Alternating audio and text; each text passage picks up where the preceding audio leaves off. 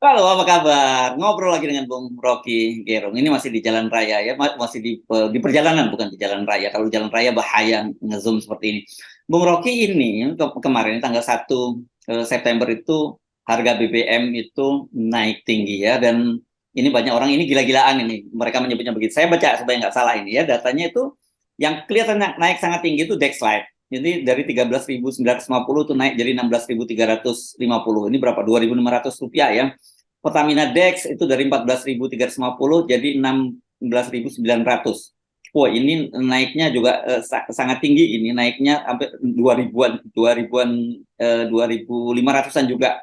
Kemudian juga Pertamax naik dari 12.000 jadi 12.400 jadi 13.300. Yang lain Pertamax Turbo ini ya, kalangan atas naik dari 14.400 jadi 15.900, justru malah lebih kecil. Wah, ini kelihatannya hidup akan makin susah ini ya buat publik ya, Bung Rocky. Dan kemudian pilihannya disuruh beli mobil listrik gitu. Tetap kita lihat bahwa akhirnya APBN itu bolong dan kita tahu bahwa setiap kenaikan harga BBM itu harga transportasi berakibat pada pembenahan harga pada publik itu. Jadi kita mesti terangkan pada masyarakat bahwa Jokowi gagal untuk menjaga kesejahteraan publik karena beban ekonomi itu dialihkan. Subsidinya itu kelihatannya dicabut atau bahkan kalau dianggap bahwa itu harga internasional, tetap itu secara ekonomi itu membebani publik. Justru ketika daya beli buruh menurun dan mak-mak juga udah teriak tentang bahan kebutuhan pokok.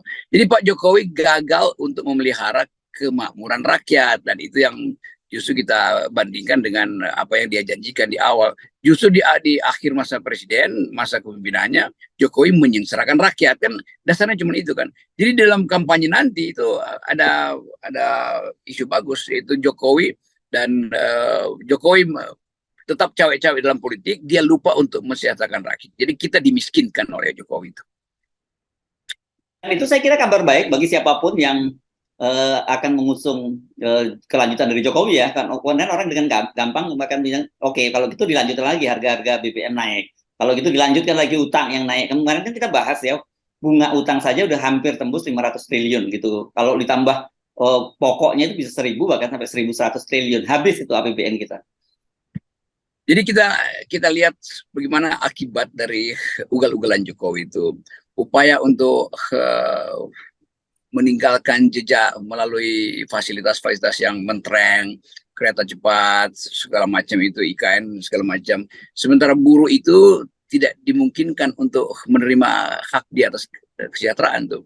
Seluruh ide tentang Omnibus Law, bahwa Omnibus itu dimaksudkan untuk menghidupkan kembali ekonomi, ternyata justru makin lama makin membebani ekonomi. Dan konsumsi akan berhenti karena transportasi makin mahal, dan sebaliknya kalaupun itu dimaksudkan untuk memperlancar eh, menambah elektabilitas Jokowi itu atau menambah popularitas Jokowi justru bertentangan tuh. Jadi nanti kita lihat lagi contoh yang mungkin agak paradoks bahwa oh Jokowi masih dieluk-elukan oleh 80%. Bagaimana harga kebutuhan pokok naik tapi masih dieluk-elukan? Kan kepalsuan-kepalsuan itu bisa dibatalkan justru dengan data kecil ini bahwa harga minyak itu per 100 liter misalnya orang mesti nambah 200.000 kan itu intinya kan jalan dari satu truk diesel itu dari Jakarta sampai Semarang itu dia mesti keluarin ekstra 400.000 tuh kan gila tuh.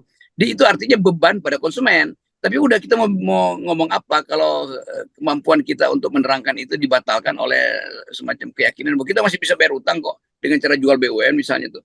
Jadi bolong APBN ini menunjukkan bahwa ambisi politik Jokowi itu membatalkan hak kesejahteraan rakyat. Ya, ya. Dan kemarin kan Presiden meresmikan LRT ya, yang dia bersama artis dan sebagainya. Tapi ternyata kemudian operasinya selama berapa hari ya? Pekan lalu itu 4 hari ya, saya kira. Itu kan banyak sekali keluhan dari publik karena lampu listriknya mati di tengah jalan, berhenti di tengah jalan, macam-macam lah operasi keluhan dari publik. Belum lagi keterlambatan datang. Jadi padahal sebelumnya kan Pak Jokowi pamer dengan naik bersama dengan artis gitu. Nah, itu saya kira juga dibatalkan begitu saja, terbatalkan ya, pameran Pak Jokowi itu oleh realitas bahwa masih amburadul dan kelihatan dipaksakan. Ini seperti Pak Luhut sampaikan tanggal 8 September akan diresmikan kereta api cepat Jakarta Bandung itu. Ini juga menjadi pertaruhan baru lagi. Apakah ada yang naik atau tidak begitu kalau kemudian ini dioperasikan, karena kita tahu kemarin juga ribut-ribut ada stasiunnya tapi tidak punya ada akses ke jalan rayanya. Kan seperti itu. Semua adalah pemaksaan di hari-hari terakhir kan. Jadi mau Ya, disulap, ini publik itu mau disulap seolah-olah kenaikan BBM itu ya itu konsekuensi dari adanya kereta cepat. Padahal kereta cepat itu diagunkan, diijonkan pada Cina dari awal tuh. Jadi APBN kita sebetulnya dipakai untuk membayar pekerja Cina tuh. Dan itu artinya rakyat yang berhak atas APBN itu tidak kebagian. Padahal sebetulnya justru dalam keadaan kenaikan harga-harga APBN itu mesti dikembalikan pada rakyat tuh, membantu subsidi segala macam, tapi justru yang dicabut kan karena kepanikan bahwa utang itu tekanan internasional dan akan berakibat bahwa Jokowi akan dipersoalkan legitimasinya dia. Jadi sekali lagi publik nggak pernah diberi informasi tentang apa sebetulnya yang ada di kepala Presiden Jokowi itu. Mau memakmurkan rakyat, yang terjadi memakmurkan pekerja asing. Pakai apa? Pakai dana bis, bukan pakai APBN akhirnya kan. Karena seluruh defisit itu dibebankan pada APBN. Kereta cepat dibebankan pada APBN. Tuh, IKN juga dibebankan pada APBN. Kan itu intinya bahwa hak rakyat tidak dia peroleh itu, dan justru rakyat asing yang memperoleh pajak dari masyarakat Indonesia lewat APBN. ya. Saya kira ini ya nanti akan jadi salah satu isu pada Pilpres ya. Bahkan mungkin bisa juga mengubah peta Pilpres nih, karena saya kira ini apa yang kita sering sebut sebagai kotoran-kotoran yang disembunyikan di karpet merah itu akan terbongkar semua nih. Dia mulai tadi itu, dan misalnya sekarang Bahlil sudah menyatakan bahwa oh ini nanti bulan September akan groundbreaking. Ini para taipan-taipan di dalam negeri seperti Aguan, Antoni Salim itu akan membangun hotel dan sebagainya di IKN. Dan kita juga terheran-heran mengapa tiba-tiba para konglomerat taipan lokal ini tiba-tiba menjelang akhir masa jabatan Pak Jokowi kok rame-rame masuk ke IKN. Apakah ini betul-betul semata-mata karena pertimbangan bisnis menurut yang mereka menarik, atau ini bagian dari pengerahan saja gitu? Saya kira ini bagian dari tekanan. Ini kalian ini di ujung masa gue ini kalau macam-macam gue rampok nanti itu.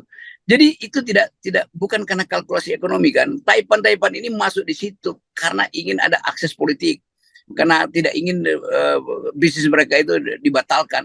Jadi sebetulnya nggak rasional. Kalau rasional maka pakai prinsip bahwa IKN itu dilirik justru oleh asing. Kan Ya, investor asing yang paling rasional. Nah kalau asing nggak masuk, maka digantilah asing itu dengan asing, kan jadinya begitu. Jadi poin-poin ini yang akan jadi persoalan dalam kampanye nanti. Gagal masukin asing, maka asing ditekan supaya masuk di IKN kan. Jadi poin itu berdasar sekali itu. Kita nggak lihat rasionalitas kenapa konglomerat ini atau oligarki ini ada di IKN. Kalau ada di IKN dari awal aja, supaya Jokowi bisa bilang memang ini adalah bisnis to bisnis. Jadi ketika APBN dipakai justru itu meringankan proposal dunia swasta kan, dan ya. itu justru konyolnya tuh. Jadi dipakailah APBN untuk mensubsidi pekerja-pekerja termasuk sektor swasta yang harusnya bisnis to bisnis. Tetap itu adalah menganak-emaskan sekelompok orang tuh, dan anak-anak emas ini tahu bahwa ya udah nggak apa-apa lah buat sementara, atau dalam perencanaan bisnis mereka ini keluarnya sedikit lah, mau Ya, ya, batal sambil ya. menunggu bahwa ada kecelakaan politik lalu batal IKN tuh. Ya, ya. Kan kita tadi pagi memberikan proposal sebaiknya Demokrat itu bertahan dan kemudian meneruskan gagasan perubahan melalui koalisi Anies lah gitu. Anies sekarang dengan Caimin. Sekarang saya kira kita juga berikan proposal pada para calon presiden lain, ya, kandidat presiden lain yang selama ini masih terus berebut berkah dari Pak Jokowi. Saya kira harus mulai membuat apa ya jarak ya, membuat asosiasi terhadap Pak Jokowi itu harus dibuat jarak, karena lihat indikator-indikator ekonomi yang memburuk ini nanti ini Pak Jokowi seperti kita sebut bukan lagi menjadi equity tapi menjadi liability. Ya itu yang saya kira mulai dibaca oleh Golkar bahwa ya berjarak lah, atau Pak Prabowo juga mulai membaca itu tuh, sehingga nanti kita tahu bahwa apa yang dijanjikan oleh Prabowo misalnya untuk melindungi Jokowi itu pasti tidak sesempurna yang dibayangkan Jokowi nih. Karena krisis ekonomi akan menekan Prabowo untuk cari kambing hitam lagi kan. Ya, Demikian juga Ganjar misalnya yang paling dekat dengan Jokowi, kalau dia jadi presiden dia akan cari kambing hitam. Nggak mungkin mereka yang lolos menjadi presiden nanti itu menganggap bahwa mereka akan dibebani untuk bayar debt atau odious debt ini kan, utang-utang yang apa namanya itu, utang maksiat kalau dalam istilah ekonomi kan. Ini utang yang dipakai tanpa ada jaminan tentang kesejahteraan tuh. Hal yang sama misalnya dilakukan oleh Mahathir dulu, bahwa sebelum siapa namanya itu Najib itu bikin audio Oh stamp ya. yang macam-macam, dan ternyata nggak bisa dipulihkan juga tuh. Dulu ada dalil bahwa hutang yang berdasarkan ketidakadilan itu dianggap korupsi. Itu tahun 80-an masih bisa. Sekarang Cina itu pakai hukum internasional untuk gugat di arbitrase nanti kalau nggak mau bayar utang. Jadi itu bagian yang justru akan kita lihat bagaimana setelah Jokowi lalu ada presiden baru lalu datang gugatan dari Cina tuh karena kalian nggak mau bayar utang misalnya, atau negara lain yang ingin memaksa bahwa demokrasi di Indonesia itu ada demokrasi yang gemplang utang, kan itu bahayanya begitu tuh. Dan saya kira itu akan terjadi karena ini soal uang panas itu. Ya, ya, ya, ya. Dan tanda-tandanya itu semakin makin jelas. Ini kita sudah memberikan saran ya, mau diambil enggak atau tidak itu silahkan saja. Itu pilihan terpulang pada Anda semua ya. Betul, dan memang fungsi FNN adalah memberi sinyal di awal itu. Dan kalau kita lihat komposisi terakhir, Pak SBY mungkin lagi siapin satu strategi. Tapi kita usulkan itu bikin strategi yang langsung meng-attack Presiden Jokowi itu. Dan itu mungkin sebagai imbangan dari kemarahan dia tuh.